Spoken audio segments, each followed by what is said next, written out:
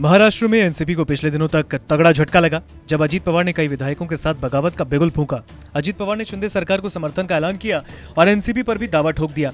वहीं शरद पवार का भी दावा है कि वो एनसीपी के प्रमुख हैं। अब ये मामला चुनाव आयोग पहुंच चुका है। इस बीच सी वोटर और एक और एजेंसी ने एक सर्वे किया है और पूछा कि एनसीपी का वास्तविक प्रमुख कौन है। इस सर्वे में लोगों से सवाल किया गया कि शरद पवार और अजीत पवार में कौन आखिरकार वास्तविक रूप से एनसीपी का प्रमुख है। पिछले दिनों अजीत पवार की बैठक में ज्यादा विधायक पहुंचे, लेकिन इसके बावजूद जनता से उन्हें झटका लगा। सर्वे के नतीजे चौंकाने वाले हैं।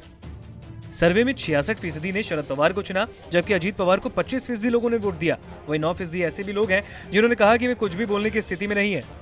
इसके अलावा जिन लोगों ने बीजेपी को वोट दिया उसमें से 46% ने कहा कि शरद पवार एनसीपी के प्रमुख हैं, जबकि कांग्रेस को वोट देने वाले 77% ने शरद पवार का साथ दिया। वहीं एनसीपी को वोट करने वाले 80% और शिवसेना को वोट करने वाले 70% लोगों ने कहा कि शरद पवार ही एनसीपी के मुखिया हैं और इस तरह कुल 66% के साथ शरद पवार नंबर 1 पर रहे। वहीं अजीत पवार को बीजेपी के वोटर्स में 40%, कांग्रेस के वोटर्स में 13%, एनसीपी के वोटर्स में 16%, शिवसेना के वोटर्स में 20% वोट मिला।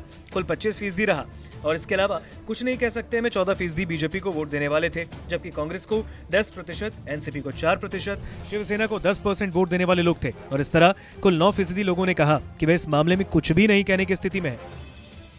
बता दें कि 2 जुलाई को अचानक शरद पवार के भतीजे अजीत पवार ने हलचल मचाई। वो अन्य विधायकों के साथ राजभवन पहुंचे और इस दौरान देवेंद्र फडणवीस और मुख्यमंत्री एकनाथ शिंदे भी वहां पहुंचे और शपथ ग्रहण समारोह आयोजित किया। राज्यपाल ने अजीत पवार समेत 8 विधायकों को मंत्री पद की शपथ दिलाई। अजीत पवार को महाराष्ट्र का डिप्टी सीएम बनाया गया। अब आने वाले वक्त में महाराष्ट्र में कैबिनेट विस्तार भी होगा, जिसमें कई विधायकों को मंत्री पद दिया जा सकता है।